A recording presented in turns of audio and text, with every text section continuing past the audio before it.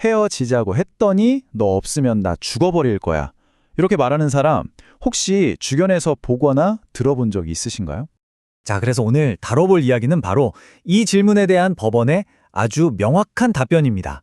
과연 사랑이라는 이름 뒤에 숨겨진 진실은 무엇일지 실제 있었던 판례를 가지고 한번 깊이 들여다보겠습니다. 먼저 사건이 벌어졌던 그날 밤으로 한번 가보시죠. 한때는 사랑하는 사이였던 두 사람, A씨와 B씨의 이야기입니다. 그러니까 처음엔 이 두 사람도 평범하고 다정한 연인이었어요. 그런데 시간이 갈수록 남자친구 B씨의 행동이 좀 뭐랄까 집착적으로 변하기 시작한 거죠. 이걸 견디다 못한 A씨가 결국 B씨에게 이별을 통보합니다. 그리고 바로 그날 밤 일이 터지고 맙니다. 이별 통보를 받자마자 B씨가 A씨의 집으로 그냥 쳐들어온 겁니다. 집안에 있는 물건들을 막 집어던지고 부수고 그러다가 급기야 부엌에 있던 칼까지 손에 들었어요. 그런데 여기서부터 B씨의 행동이 우리가 생각하는 것과는 좀 다르게 흘러갑니다. 보통 이런 상황이면 칼을 상대방한테 겨누잖아요. 근데 B씨는 그 칼을 A씨가 아니라 바로 자기 자신한테 겨눴습니다. 그러면서 이렇게 소리친 거죠. 네가 날 안 만나주면 여기서 죽어버릴 거야. 내 인생 망가지는 걸 보고 싶어? 바로 이 지점이 이 사건의 제일 중요한 핵심입니다. A씨가 느낀 공포는 저 사람이 칼로 나를 찌를지도 몰라 하는 공포가 아니었어요.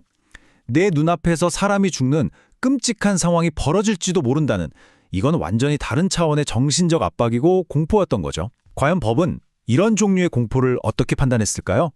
결국 이 사건은 법정으로 갔습니다.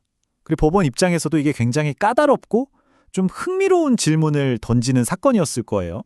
우리가 보통 협박죄라고 하면 너를 해치겠다, 니네 집에 불 지르겠다처럼 상대방에게 해를 끼치겠다고 말하는 걸 생각하잖아요. 근데 이 사건은 나를 해치겠다고 한 경우란 말이죠. 과연 이것도 상대방에 대한 협박으로 볼 수 있을까요? 이게 아주 중요한 법적 쟁점이었습니다. 물론 B씨 측은 이렇게 주장을 했죠. 아니, 이게 어떻게 협박입니까? 너무 사랑하는데 헤어지기 싫어서 내 간절한 마음을 보여주려고 한 절박한 호소였습니다. 라고요. 뭐 이렇게만 들으면 또 그럴듯하게 들리기도 하죠. 자, 여러분이 만약 판사라면 어떤 판결을 내리시겠어요? 이건 과연 사랑의 호소일까요? 아니면 명백한 범죄일까요? 지금부터 법원의 최종 판단을 한번 살펴보겠습니다. 사실 1심에서는요. B씨 행동이 A씨를 직접 해치겠다고 한 건 아니니까 협박죄는 아니다라는 취지로 일부 무죄 판단이 나왔었어요. 하지만 2심 항소심 재판부의 생각은 이걸 완전히 뒤집어 버렸습니다. 대전 고등법원이 B씨에게 내린 최종 형량은 바로 징역 2년이었습니다. 네, B씨의 행동은 명백한 협박죄로 인정이 된 겁니다. 여기에 뭐 출동한 경찰관을 다치게 한 공무집행방해 같은 다른 혐의까지 더해져서 결국 실형을 선고받게 된 거죠. 자, 이 판결문이 이번 이야기의 결론이자 핵심입니다. 법원이 이렇게 딱 못을 박은 거예요.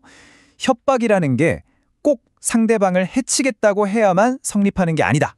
나 자신을 해치겠다는 말이라도 그 말을 듣는 상대방이 극심한 공포와 정신적 압박을 느꼈다면 그건 명백한 협박이다. 라고 말이죠. 자, 그럼 이 판결이 그냥 한 사람 감옥 보낸 걸로 끝나는 걸까요? 절대 아니죠. 이게 우리 사회와 법에 던지는 메시지가 굉장히 큽니다.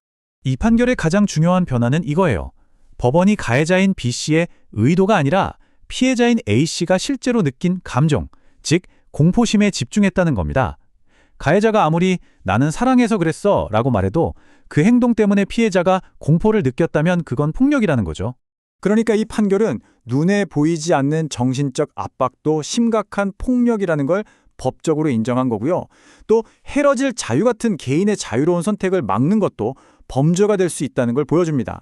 그리고 정말 중요한 건 결혼하지 않은 그냥 연인 사이는 사실 가정폭력 처벌법의 보호를 받기 어려운 사각지대에 있었거든요. 바로 그 법의 빈틈을 이 판결이 메워주는 아주 중요한 역할을 한 겁니다. 자, 그럼 이제 가장 현실적인 이야기를 해보죠. 만약에, 정말 만약에 내가 혹은 내 주변 친구가 이런 비슷한 상황에 처했다면 도대체 어떻게 해야 할까요? 오늘 살펴본 판례를 바탕으로 구체적인 대응 방법을 정리해드리겠습니다. 첫 번째, 이게 제일 중요합니다. 동정심이나 미안한 마음의 관계를 이어가면 절대 안 됩니다. 단호하게 거절 의사를 밝히고 모든 상황을 기록하세요. 죽어버릴 거야 라고 온 문자, 통화 녹음, 전부 다 나중에 결정적인 증거가 됩니다. 두 번째, 조금이라도 위협을 느끼면 무조건 112에 신고해서 경찰 기록을 남겨야 합니다. 이게 반복되면 스토킹 처벌법을 통해서 접근 금지 같은 보호 조치도 받을 수 있고요. 그리고 마지막으로 제발 혼자 끙끙 앓지 마세요. 가족이나 친구에게 알리고 한국여성의 전화 1366 같은 전문기관에 꼭 도움을 요청하셔야 합니다. 오늘 이야기 어떠셨나요? 우리가 여기서 꼭 기억해야 할 단 한 가지 메시지가 있습니다. 상대방에게 공포를 주는 행위는 그 어떤 아름다운 말로 포장하더라도 절대 사랑이 될 수 없습니다.